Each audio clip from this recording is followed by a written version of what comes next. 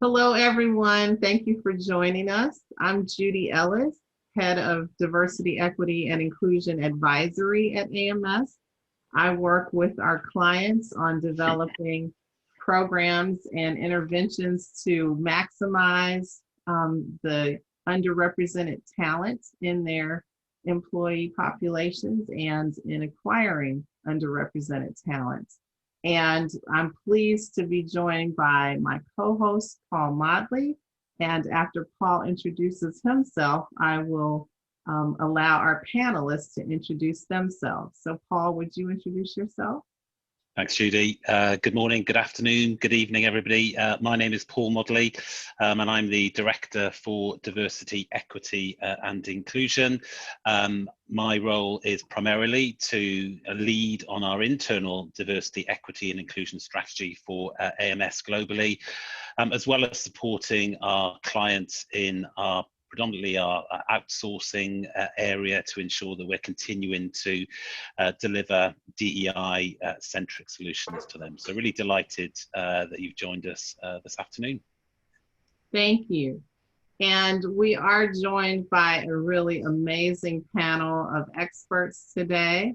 I'll allow them to introduce themselves, and I'll come first to Yemi Akisanya from Groupon. Yemi, would you introduce yourself, please? Thank you, Judy. Hello, everybody. Like Paul said, good morning, good afternoon, good evening, depending on where you're at in the world. My name is Yemi Akisanya. I'm the Global Head of DEI here at Groupon.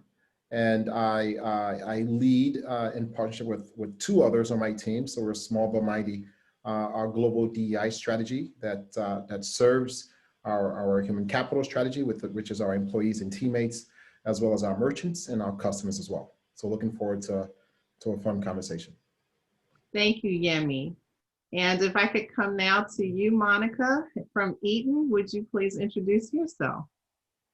Yes, of course. Thanks, Judy. Hello, everyone. Monica Jackson. I am with Eaton Corporation. We're an intelligent power management company. I'm headquartered, or U.S. headquarters, in Cleveland, Ohio. I serve as the Global Head of Inclusion and Diversity for Eaton, and we have approximately 85,000 employees across over 170 countries. So looking forward to the dialogue. Thank you. Thank you. And next, I'd like Andrea Shiah from Eightfold. Would you introduce yourself? Yes, sure. Hi, everyone. Great to be here. So my name's Andrea Shiah. I'm the Head of Talent Strategy and Transformation at Eightfold. I joined Eightfold about a year ago. Prior to that, I actually worked at American Express for 25 years. And I had a variety of roles, pretty much in every business unit. But my last role was the Head of Global Talent Acquisition. I led a 2-year transformation, and Eightfold was part of what I implemented, saw what it could do, and I decided to join them. So I spend lots of time talking to talent leaders.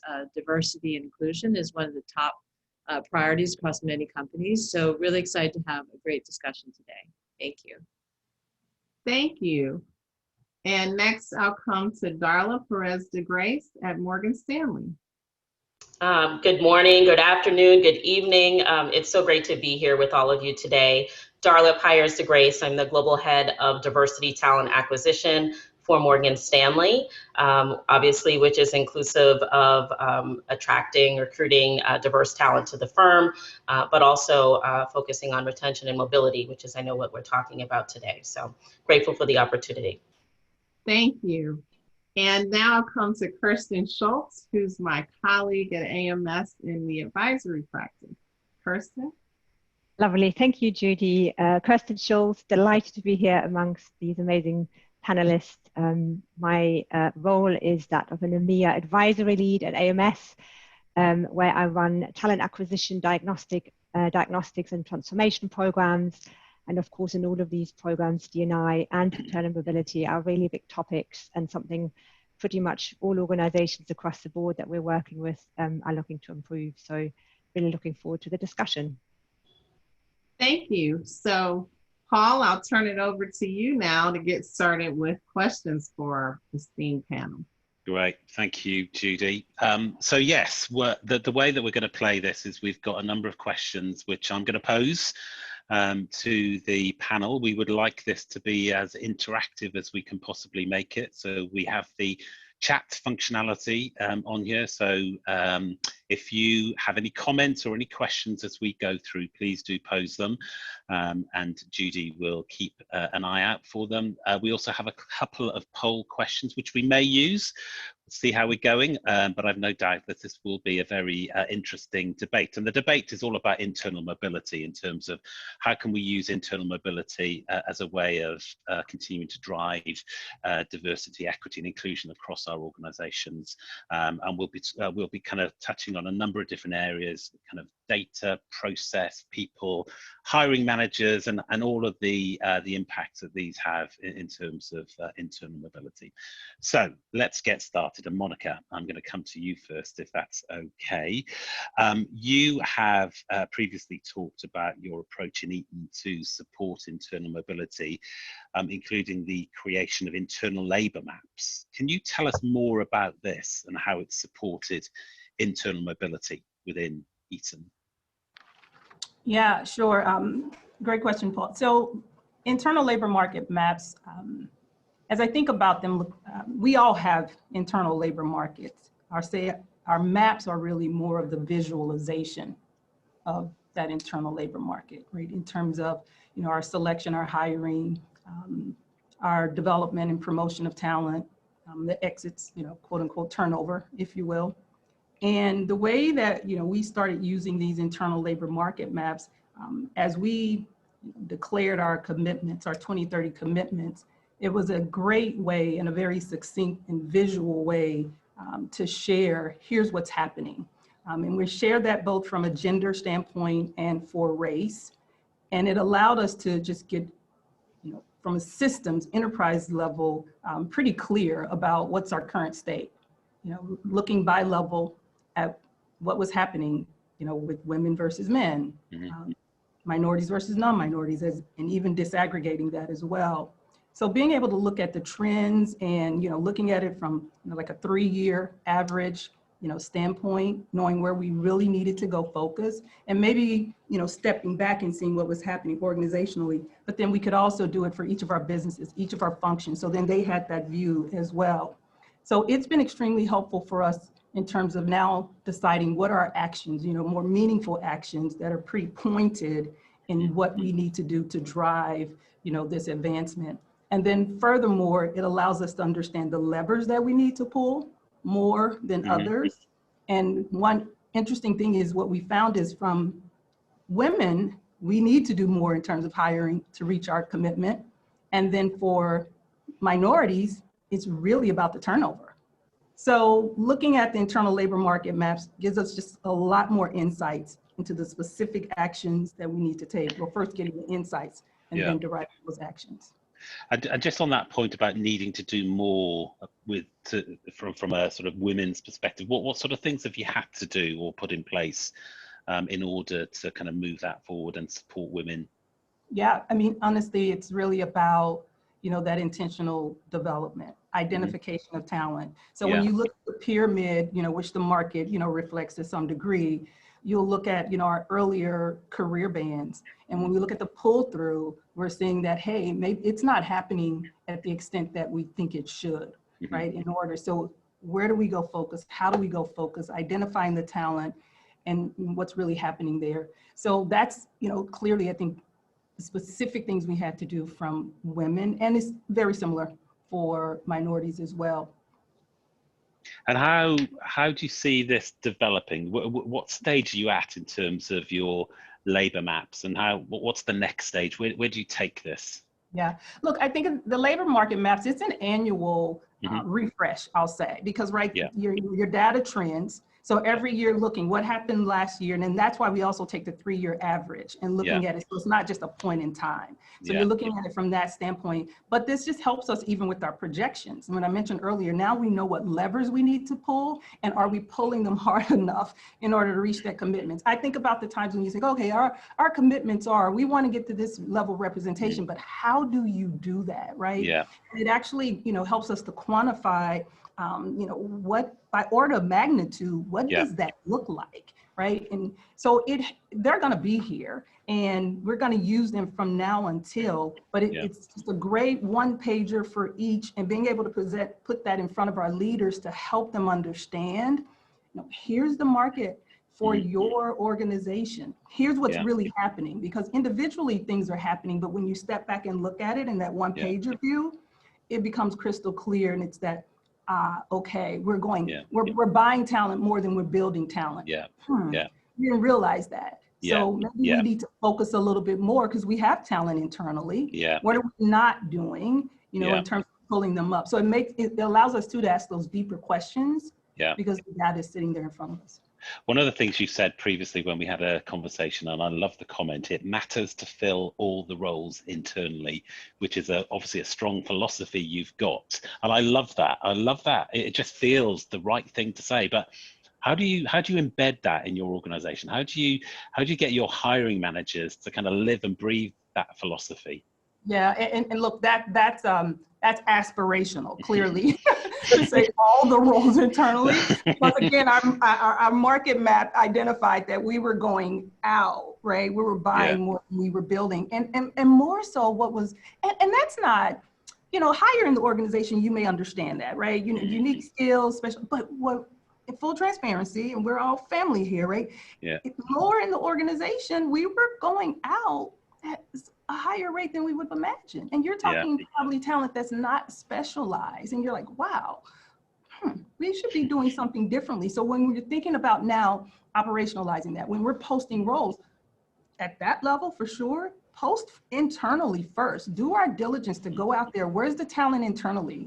Using our systems to search for talent. I mean, Eightfold, we're going there. How do we identify talent internally that have the skills that match those job descriptions and those postings that we want? Because they may, with the number of employees we have, leaders may not know. So it's cultural transformation. We got to work with them, help them see the successes, but it's the right thing to do, right? Yeah, exactly. Great. Thank you for that. Darla, can we come to you next? You've talked to us about the project that you're doing with your Black Employee Network, the Career Advisory Project. I'm wondering if you could just talk to the group a little bit more about that project and what you're seeing, what results you're seeing from that at the moment.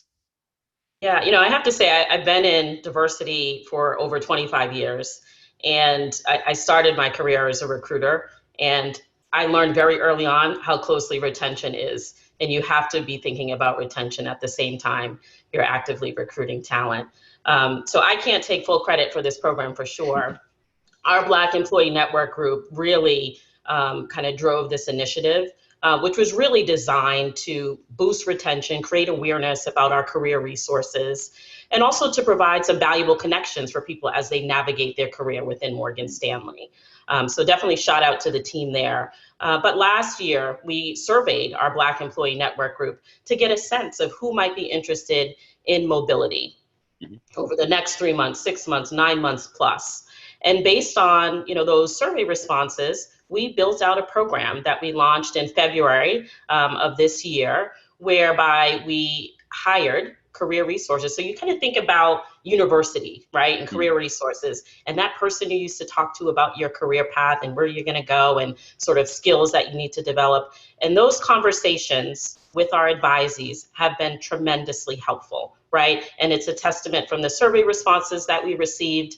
Those conversations, our advisees didn't even think this was a potential career path, navigating to a different part of the business, right? So having those in-depth conversations about the resume, right, about the skill set, and then most importantly, connecting them to people in the business. So we also requested advisees, mobility advisors, connectors that are part of the Black Employee Network. More seasoned professionals in our network have been around for a while, have expansive networks, to really pair those two. So if someone is interested in one part of the business, we're connecting them to someone who's pretty respected at the firm and can really navigate and help them. And so those connections are happening now. And so this program has been tremendously helpful for people to understand mobility at Morgan Stanley, right, and demystifying the entire process. So I can't highlight the program enough. In this short time, we've already placed 2 people. We're getting ready to place a 3rd. I'm a big proponent of pilots, right? We are 85,000 plus person firm, right? So we are creating a culture of mobility through this pilot. And so I'm excited to see what the team will continue to do. And also, with the role, I should say, with the rollout of Eightfold, it'll make it a little bit easier. But I do think that human component and having those career conversations are really critical to the success of the program. And the point you made about connecting, one of the things that we're talking about in AMS at the moment is sponsorship, that role of a sponsor to advocate on somebody's behalf. Is that how you see that connecting role, about being an active sponsor for that person? So, I mean, it's hard to really label them as a sponsor because that takes time to build up those organic relationships. So what we're hoping to do is to make those connections, and that will happen organically. The role of that connector is not to be a mentor or a sponsor, right? Okay. That is to help understand your career path, where you're going, but more importantly, start to connect you with other people in the business. If those conversations continue and you're able to develop a mentorship, sponsor type relationship, all the better. But there's no pressure on either side to forcibly have a mentor relationship. It's really about the connections and expanding someone's knowledge about the opportunities here. Yeah, great, thank you. Let's talk about the role of hiring managers. What's your experience of working with hiring managers, either in the bank or previously, in terms of how they can either support or they can hinder the function of internal mobility?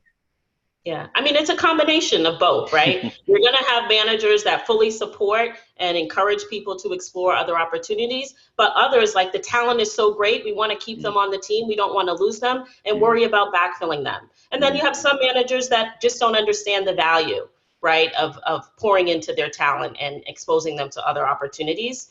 And so a lot of that is just training and development. But I do think it starts at the top. So our CHRO is very intentional in his messaging around mobility.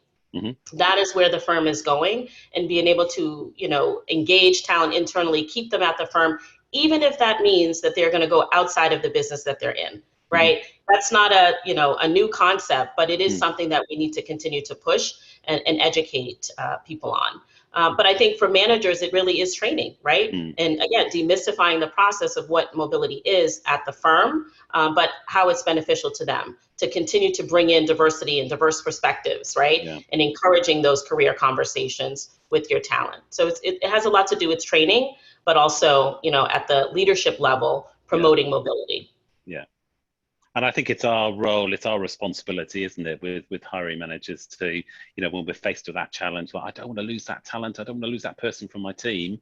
Well, that's a bad perspective. Yes, it might cause you some short-term pain, but let's think about the potential of that person, and let's think about helping them to grow in the organization. But it's also being intentional in developing your succession plan, your diversity succession planning. So in your demand planning, you should be thinking about that. And so that's more of the work that we'll continue to do. But for the most part, people have been extremely supportive of it, supportive of their talent. If they do know that their person is participating, it's just been a great program so far. And just the allies and the connectors have given such great feedback on their conversations. Great. Judy, before I move across to Andrea, is there anything from the chat? Any questions? I did see a question pop up. Yes, we do have a question from Mark Jones, who's asking, is it a skills-based or values-based internal mobility or movement model? Because he finds it difficult to advise on culture and the impact of culture. And I wonder, Darla, if you could share if focusing on culture with hiring managers tends to help focus and create that movement. I mean, we are creating a culture of mobility, right? Historically, let's bring in talent, right? There are pockets of mobility and professional development that happen across the firm. This pilot, we're hoping, will become a firm-wide sort of initiative with the intentionality that our CHRO is demanding of us, right? So creating a culture, but I think skill sets are important. People may be in one part of the business, they have a conversation with the career advisor, and then they're off to something totally different that they hadn't envisioned. So making those connections and connecting the dots for people has been really valuable. So I think it's a combination of skill sets, development, someone may not be looking for mobility immediately, but maybe later on down the line. And so having those conversations to say, hey, you need to develop these skill sets, which I think Eightfold will be great to help identify some of those skill sets. So I think it's a combination. Changing people's perspectives on mobility. You're not losing someone, you may be gaining someone great with a different perspective. Great, thank you. Andrea, it looks like you might have a comment on that. Skills. I just agree so much with Darla. I think it is a combination of both. You've got to have, I mean, like everything, you've got to have the honest belief in the power of inclusion and diversity. But I do think kind of a skills-based approach kind of is a great way to kind of come out of the gates. Mm-hmm. And I think over time, what people will see is inclusion and diversity is a very positive thing in terms of the performance of the team. And so I really love that. And that will further reinforce the culture. But I do believe both play a role.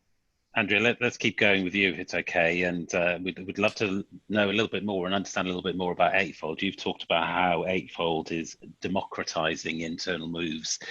Tell us more about what you mean by that, and perhaps for those in the audience who don't understand what Eightfold is, just a little bit of an intro to Eightfold.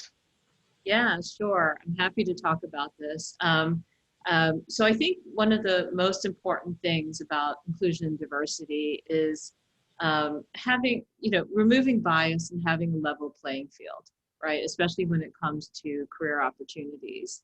And so when you talk about a skills-based approach to that, that creates a level playing field, right? Because you're looking at what people can do versus, other considerations and judgments. So what Eightfold does is we provide the intelligence on skills to create that level playing field.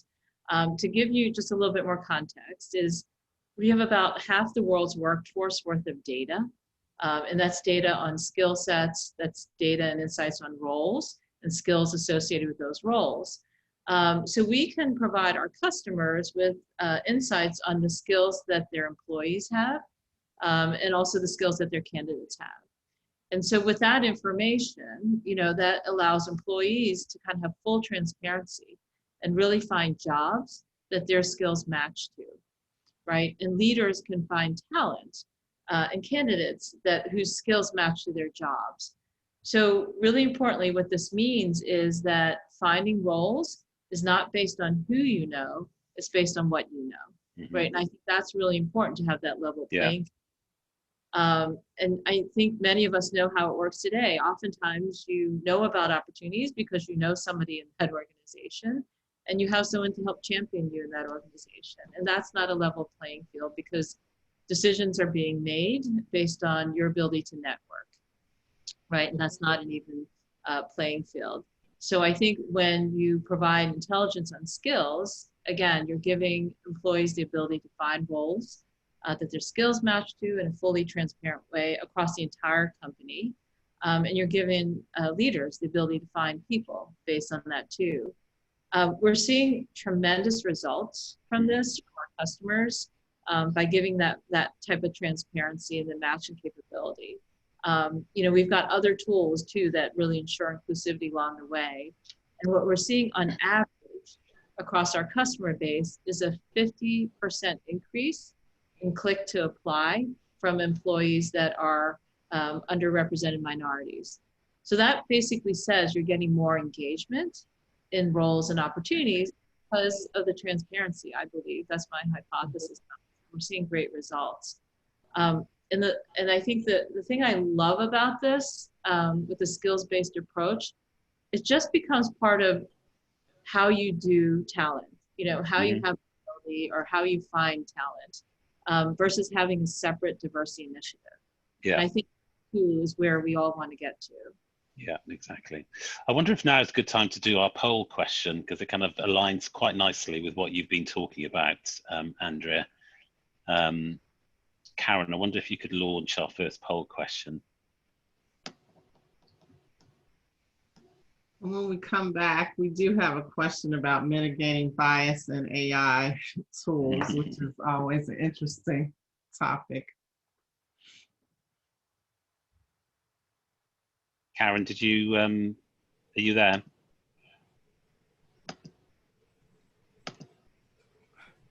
Maybe not. Oh yeah, here we go. Yes, you can scan this QR code with your smartphone, which will take you to our poll. And we will also drop a link to the poll in the chat if you're not able to scan the code. So we'll give you a minute to scan. And as soon as you scan, I will tell you it will ask for your name for some of you, but it's anonymous.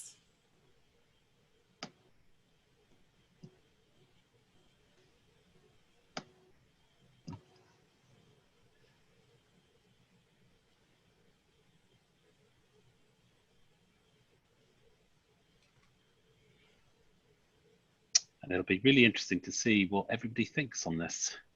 Yeah.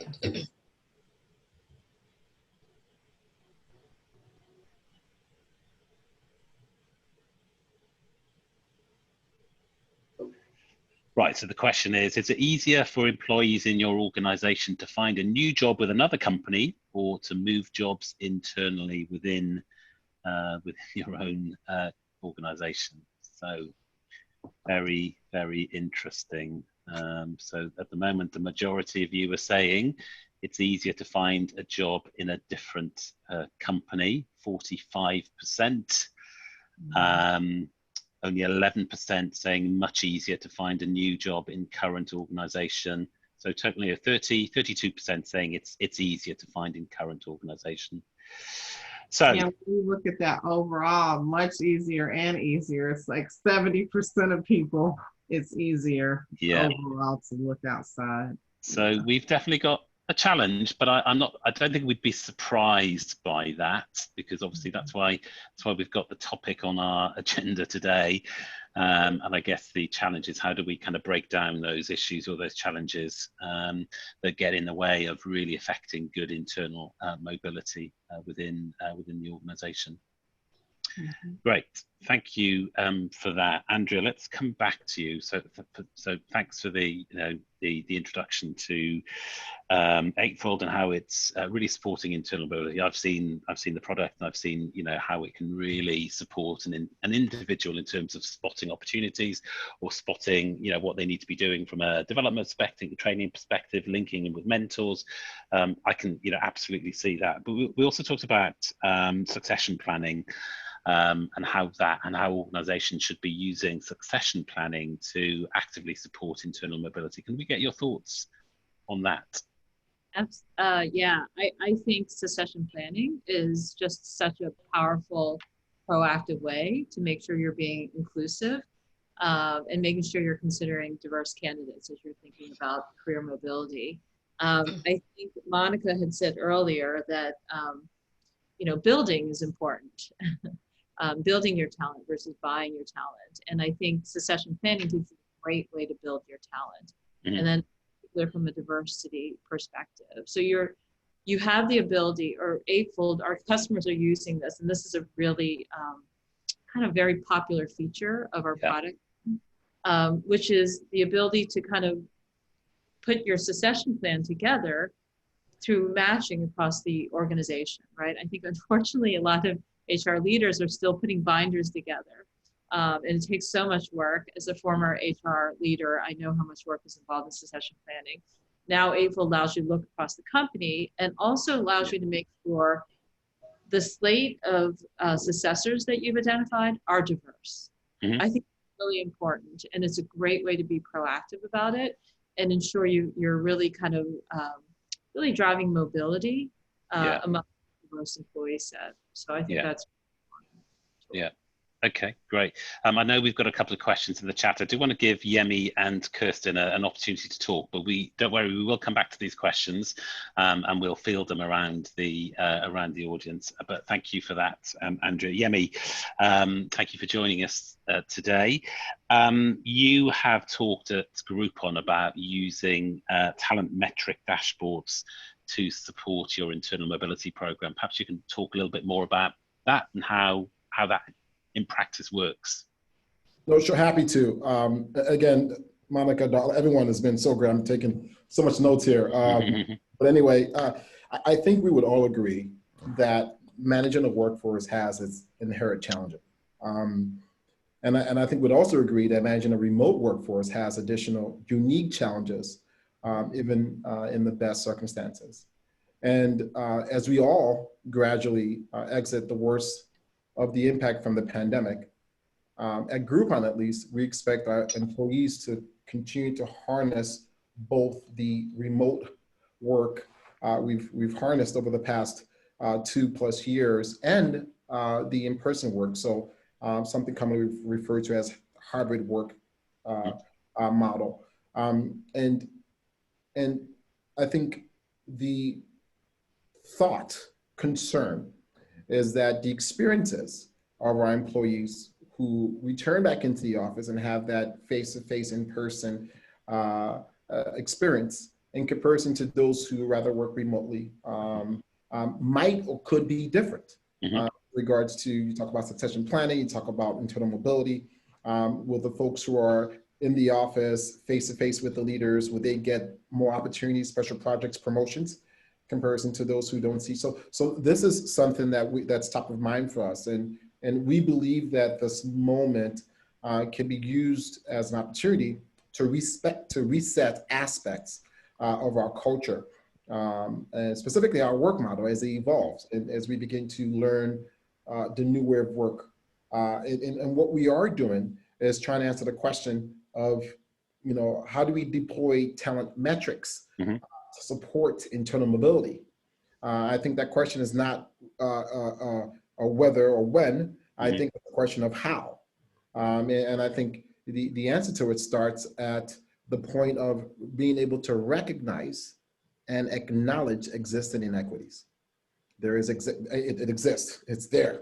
And so we need to do the hard work of identifying, creating systemic ways of using data to identify these, and then working very closely with leaders to help them see this data, and then help them to work on creating a plan towards mitigating some of this, and in some cases, maybe even removing the root cause of this issue. So that's the background as to why we developed our talent metrics dashboard. We use the LMS tool called Workday, and Workday is a phenomenal tool that allows us to do that.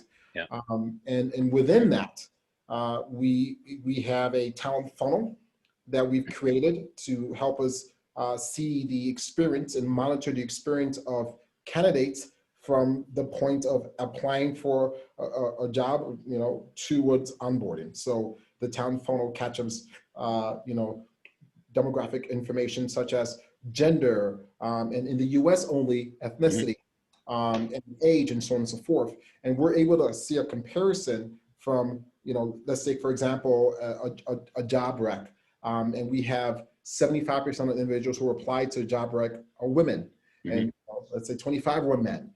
And we can monitor and say, okay, what was the pass-through ratio between application and candidate screening? And we say, wait a second, it went from 75-25 female to male to the flip. So we can easily identify, hey, there is something happening between those two places. Let's talk with the stakeholders. And in that case, the stakeholders will be our recruiting team. And let's fast forward to a different gate where a situation where it's 75-25 at the point of interview. But at the point of offer, it's flipped. And then the stakeholders, well, those are our high managers. There are things we can do with regards to, right? So I think it allows us to kind of to see trends and make an impact. And so this is also cut across headcount and performance ratings and promotions and exits. And we get a chance to see through the lens of region. So I can look at London office versus our Chicago office. I can look at this supervisor organization versus this supervisor organization. And so on and so forth. And what's been the reaction of your leaders in terms of this approach? How have they gotten on board with it? Great question. I'll tell you this. We've seen everything, shocked and surprised to disappointed and maybe a little bit embarrassed. To proud and happy. To a bit concerned. And so we've seen a slate of emotions, but I think one consistent underline across the board is the appreciation for seeing the data in a way that is quite telling, right? Because the good thing about data is that it allows you to kind of have a unified view on something, right? So I don't have to explain or tell you what the problem is. I can simply share the data with you and talk through and allow you to formalize your insight as to what's driving some of any inconsistency that might be identified. Yeah, great. I'm going to come to Kirstin just for a question, then I know we've got a few questions I would like us to come back to, so we've got enough time to do that. But Kirstin, in your role as head of consulting in our EMEA business, what are you talking to, what are you advising clients when they are talking to you about internal mobility and how best they implement an inclusive approach to internal mobility? What are the kind of key principles that you're kind of advising clients on? Well, look, I think, first of all, I think a lot of fantastic ideas and initiatives have already been shared. So Monica, you talked about the availability of data to understand where you stand, what your levers are. Darla, you spoke about career conversations and connectors, the role of hiring managers, the role of the culture in terms of either promoting or perhaps being an obstacle to internal mobility. Talked about leveling the playing field through tech and the skills-based approach. So I think in a way, ultimately, I think it's all about how do we really ensure equitable access to opportunities, be that horizontal moves, high visibility projects within an organization, or getting into that succession plan. And how do we do that? I think oftentimes we advise clients actually to begin with understanding what the perceptions are that diverse talent has about their career opportunities. Do they feel overlooked, disadvantaged? I think we've seen a few occasions where this doesn't actually get talked about openly, but I think it's really critical, excuse me, in understanding some of these real or perceived barriers. And then data has already been mentioned several times. So having data-based evidence where you're losing talent, do they simply apply less? Is there diverse impact anywhere in how your selection and promotion decisions are made?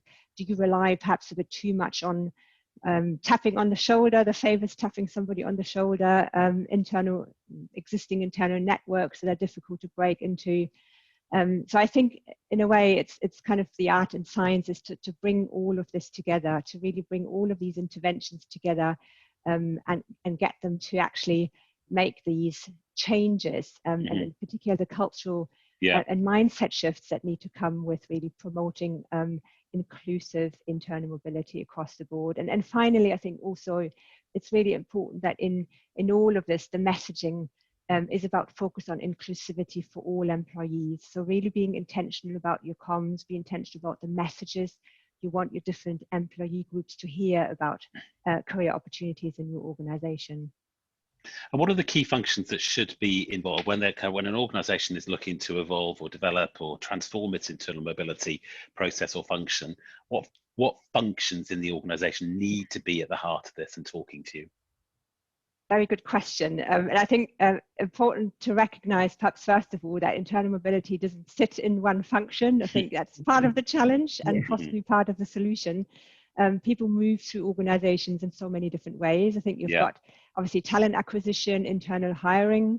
Then you have what many organizations would call managed moves. So perhaps international assignments, or you moving person from position A to position B. There could be talent management or talent reviews where HR in some instances would work directly with the business in identifying potential internal candidates. In a project-based organizations, you have an internal deployment function that would allocate people to projects. So there's a myriad of ways in which internal mobility happens. And where I think we've seen internal mobility work really successfully is where all of these function are working together. They're creating inclusive strategy and approaches, and are also able to communicate these clearly to their employees, so it doesn't feel disjointed. I think it's also on a really growing trend. We've touched on this earlier, but a very much growing trend on obviously upskilling and reskilling, huge topic. But again, it offers fantastic opportunities and a stepping stone for new opportunities. So organizations again need to make sure that L&D and HR and TA all have visibility of who has developed new skills, which curriculum are being rolled out, which curricula are being rolled out, what does that then mean for individuals and their career interests. So both HR and TA could then help facilitate again those internal moves based on off the back of upskilling and reskilling interventions. So I think many organizations are beginning of the journey of really getting things to come together. Some are thinking of creating an internal mobility COE even that really owns best practices and owns the strategy for IM, which I think again could be a fantastic idea as a way to really connect all of these functions and ensuring that everyone's pulling in the same direction. Great, thank you for that.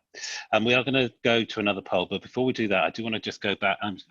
We've got quite a few questions that I do want to address. And Monica and Darla, I wonder if you can address it. There's a question from Anna, and I'm not quite sure if it was directed to Monica or Darla, but how old is your current internal mobility program? So how long have you had your internal mobility program in place? Monica, I wonder if you can kind of address that from an Eaton perspective in terms of how long your current focus on internal mobility has been in place.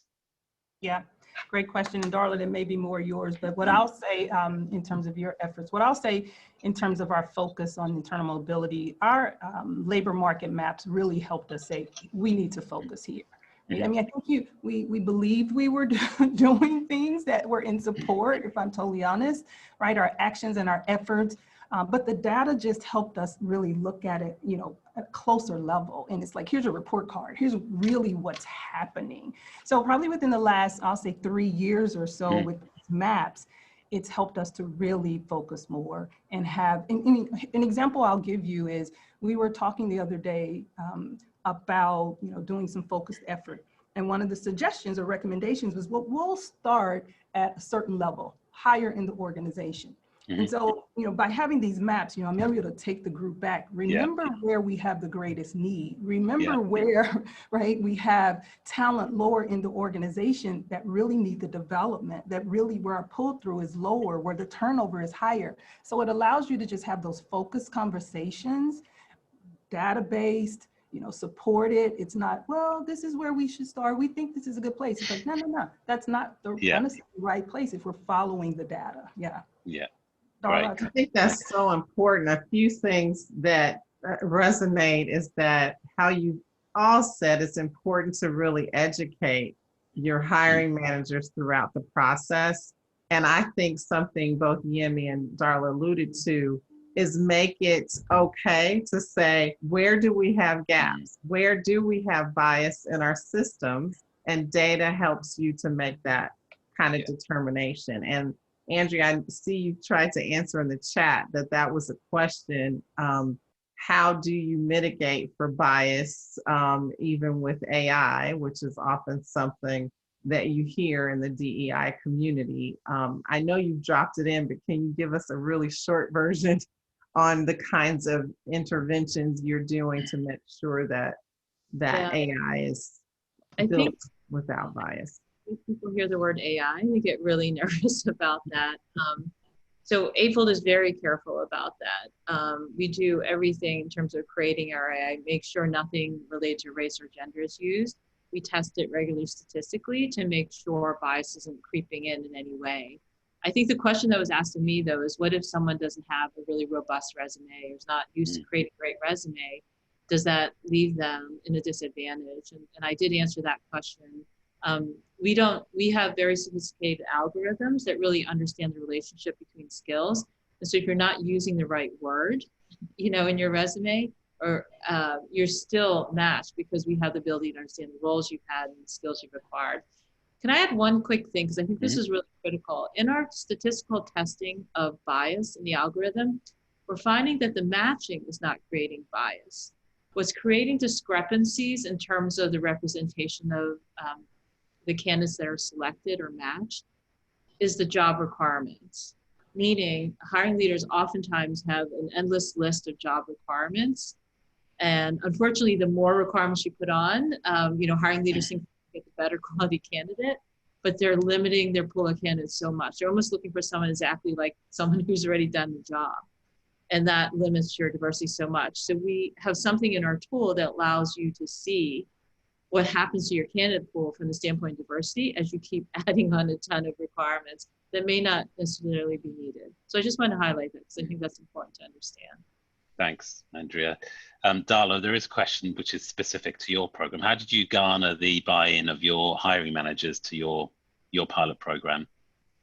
Yeah, I mean, you certainly need executive sponsors, right? So our co-chairs of our Black Employee Network group, huge champions of the program and really initiated it. But you have to partner with our CHRO, our Chief Diversity Officer, our Head of Talent Acquisition. Like there are a number of people across the firm that have to be bought in, right? And I think when you have leadership brought in and someone leading, the Black Employee Network group, naturally that happens. But, there are a number of conversations that had to happen to ensure that we did get the buy-in, but it certainly helps to have leadership commitment. Great, thank you. Right, I think we've got a few more questions to address, but let's launch our second poll if we can. Yes, thanks, Karen, for launching that.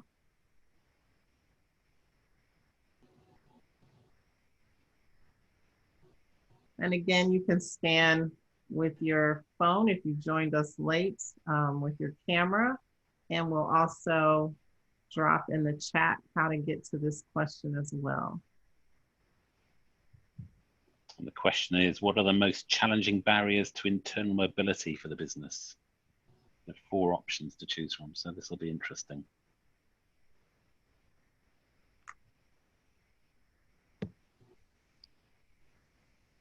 We've talked about at least a couple of these. Yeah, we have.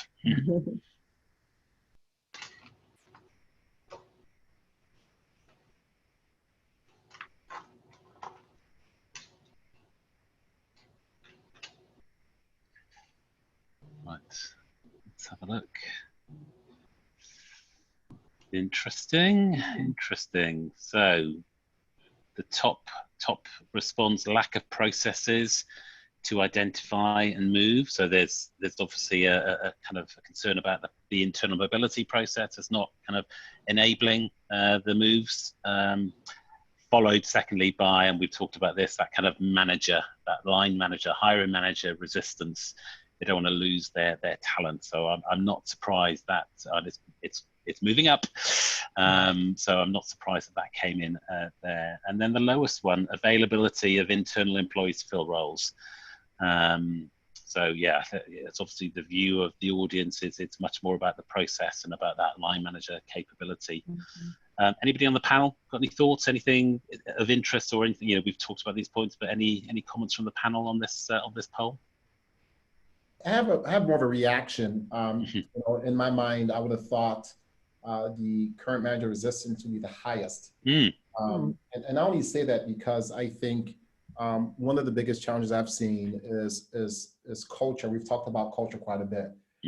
I think the way to do this is that, especially with most leaders, if not all leaders, and you think about most employees, if not all employees, there is a sense of, so I say, almost hidden loyalty to your manager. Yeah. I'll speak through my experience. There have been many times when I've had other colleagues from different departments say, hey, Yemi, you should apply for this role, or you should talk to this person about this role. Yeah. And in my mind, the first thing I think about is like, I like my job, I do. I like my manager, I do. How would they feel if I told them that I'd like to go inquire about a different role? Just would that impact my career? Let's say I get there, I have this conversation about this new opportunity, and I don't get it, or I choose not to get it, or maybe I don't qualify like I thought I probably would have. Like, how will that impact my current position and my current role? Does that mean that I'm no longer part of the succession planning? Does that mean that, like, he wants to leave anyway, so let's think about somebody else that we want to invest in, right? So I think that there is this cloud, or shall I say elephant in the room, that is not being addressed. And I think, to Darla's point earlier, I think culture, like to have either your CHRO or your CEO really push and lead the idea that internal mobility is a competitive advantage. And really to have leaders buy into that and encourage your team to say, hey, listen, during a team meeting, hey, I heard about some opportunities here, right? If we can get to that place, I think that's where we would see, true work. Right now it's just, it's really difficult for some folks to feel a sense of disloyalty or whatever you might want to call it. Yeah, I think that's so important. I just read a study too that said particularly underrepresented talent is somewhat fearful of changing if they're in a role with a manager that is supportive because the risk of moving somewhere that they're not sure, will I have the same support when I move to this other unknown quantity? So definitely working on that culture and creating more psychological safety so that people are comfortable asking those kinds of questions, that you're encouraging those applications. I liked, Andrea, when you said you increased up to 50% more people actually kind of trusting to even apply through use of this. So very, very important. We've got so many questions in the chat, Paul. There's a great question from Avelka. Thank you for your question. There's at what stage of the employee journey, so when should we be talking about internal mobility to an employee? Immediately, after probation, within 6 months? So I'm sure you've all got views on this. Monica, do you mind if I come to you first to kind of get your thoughts on that? What's your thoughts from an Eaton perspective? Is there a period of time that an employee has to be in the organization? No, I think it goes back to the comments about culture, because I think if your culture, sends the message that, career mobility, internal development, that's important, then it's not really, we can talk to you about it now, right? Because it also becomes part of the performance discussion when you're having your talent reviews. Well, what are you thinking about next? What are your career interests? So it's things like that that will, deposit into, employees that this is important. Maybe the time is not right now because you just took the job 3 weeks ago, but I am, interested in what you're, what you want to do, so we can start to think about that. So I don't think there's a, point in time after 6 months, like it's not that rule-based. It's really about the dialogue and setting the expectation that we want you to grow here, right? Because if you don't have the discussion, then there's a whole nother thought that may come into mind, right? Well, maybe, I can't grow here, remember this. So I think it's just about, just having the dialogue. Let me just get to another, there's a couple more questions I would like to try and get to them. Question from Laura: does the talent funnel select or nominate individuals for training or promotion? What role do managers play in this? Yeah, I think that was for me when I talked about talent funnel. Paul, happy to take it. Yeah, do you want to go with that, Yemi? Laura, thank you for the question, and actually for the clarification. The talent funnel, it's simply a dashboard that allows us to see the experience of our recruiting process. So all we see is when someone applies for a job, we get certain demographic information that shows us their where we check is your gender, ethnicity for US, and what have you. What we receive is that we're able to see the gates. The gates are, job application, we can see ratio, gender, male to female, for example, and then we can look that through the remaining gates. So the gates are job application itself, candidate screening, which is done by recruiters, interview by hiring managers, offer, and then onboarding, right? So we can look through each gate and say, how is the pass-through rate from one gate to the other through the lens of the different diversity dimensions. And if we identify, for example, inequities of any reason, let's say for our tech workforce, we're seeing a rate of 90% male applicants to 10% female applicants, we could say at that jump, at the very, very start, that we need to do something differently. What can we do to begin to, right? And then our focus, our programming, our plan is around fixing and addressing that challenge. And let's say we get it to the point of, let's say, from 90 to 10 to 60, 40. We're like, okay, great. So what's the next gate? All right, candidate screening, and we're seeing a drop. So what it allows us to do is give us information to inspire and focus our strategies. And we work in partnership with the stakeholders. So in some cases, the recruiting teams, some cases, the hiring managers, in some cases, so on and so forth. So that's the gist. Great.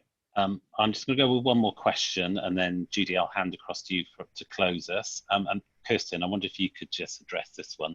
It's a question from Rachel about kind of, we've talked, there's been some great insight about the approach and how to positively impact internal mobility. But when it comes to measuring the success, and specifically about numbers, how do you talk to clients about how they measure the impact of internal mobility and measuring how successful that has been?